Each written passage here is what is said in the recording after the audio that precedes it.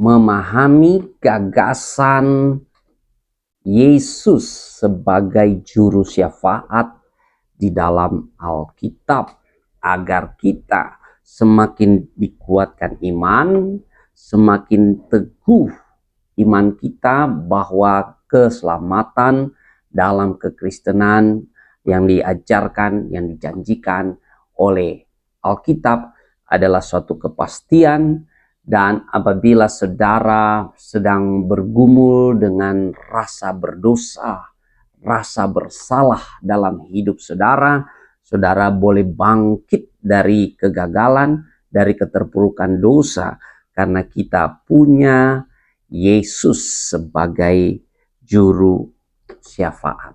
Di dalam Alkitab diajarkan di dalam Ibrani pasal 7 ayat 25 bahwa di sana dikatakan karena itu ia sanggup juga menyelamatkan dengan sempurna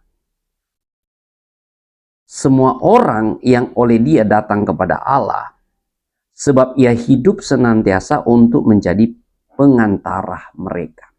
Jadi Yesus pengantara kita itu hidup, maka keselamatan yang ada dalam Yesus itu sempurna karena ada jaminan yang pasti kita punya pengantara. Nah, kalau kita melihat di dalam Alkitab, pengantara itu atau juru syafaat itu punya pengertian, ada seseorang yang menjadi perantara, ada seseorang yang menjadi pembela bagi orang lain di hadapan satu otoritas. Kita tahu bersama bahwa Yesus membawa pemerintahan kerajaan Allah, bukan agama, tapi pemerintahan kerajaan Allah. Dan tidak ada pemerintahan tanpa hukum. Kerajaan Allah ada hukumnya, maka Yesus berdiri sebagai juru syafaat di hadapan otoritas pemerintahan kerajaan Allah untuk membela setiap orang yang percaya. Nah, ada dua hal penting kalau kita melihat Yesus sebagai juru syafaat di dalam Alkitab. Ya, di 1 Yohanes 2 ayat 1 berkata, kita mempunyai seorang pengantara pada Bapa, yaitu Yesus Kristus yang adil. Dua kata yang berbeda. Kalau bahasa Indonesia sama-sama diterjemahkan pengantara. Tapi kalau kita melihat dalam bahasa asli di Alkitab, Ibrani 7 ayat 25 ini kata pengantaranya dari kata entung sanein. Entung sanein, ya, barangkali pronunciation-nya tidak tepat, tidak seperti orang asli, orang Yunani berbicara, ya. Tapi setidaknya kita bisa membaca dan bisa menggali artinya, ya. Di Ibrani 7 ayat 25 ini kata yang dipakai untuk pengantara adalah entung sanein. Ini punya arti memohonkan, berdoa, bersyafaat atau mewakili, ya, secara aktif terus menerus. Ya, ini fungsi di mana Yesus berdiri sebagai imam besar agung, ya.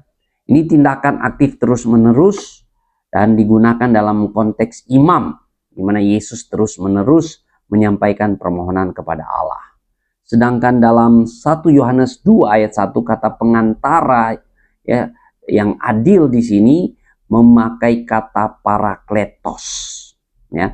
Kita mengenal kata parakletos ini juga dipakai untuk Roh Kudus yang datang menolong, datang menuntun pada kebenaran. Ya, tapi kata parakletos di sini juga punya arti pembela atau advocate, ya. Jadi orang yang dipanggil untuk mendampingi atau membela.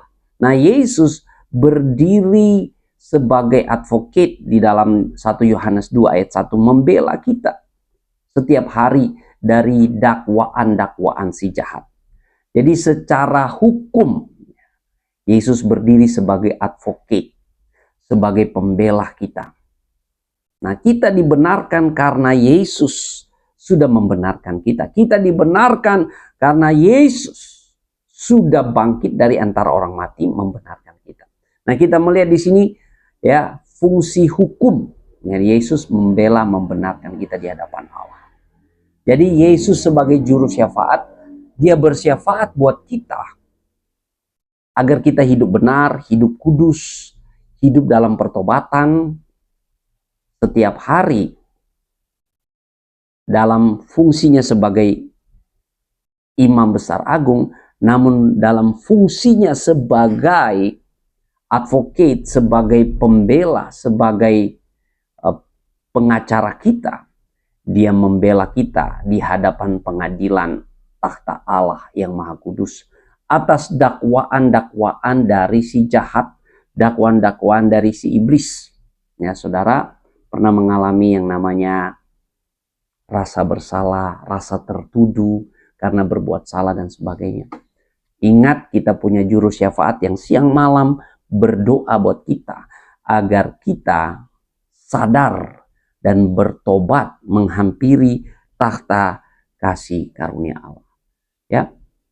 Dengan kita punya Yesus sebagai juru syafaat, sebagai imam besar agung yang bersyafaat kepada kita, dan sebagai pembela yang membela kita di hadapan Allah, kita beroleh keberanian menghampiri takhta kasih karunia Allah, kita beroleh keberanian memohonkan rahmat Allah, dan kita boleh beroleh keberanian untuk percaya bahwa kita mendapat pertolongan Tuhan pada waktunya. Inilah gagasan Yesus sebagai juru syafaat di dalam Alkitab. Anda yang masih terbelenggu dengan rasa bersalah, rasa berdosa, datang kepada Tuhan Yesus. Tuhan Yesus mengasihi engkau. Datang kepada Tuhan Yesus, percayalah engkau sudah dibebaskan dari belenggu dosa dan belenggu kematian kekal, sehingga Anda beroleh kepastian keselamatan di dalam Yesus. Bangkit dari rasa bersalahmu, bangkit dari dosa-dosamu, ingat Anda sudah ditebus oleh Tuhan Yesus. Tuhan Yesus memberkati.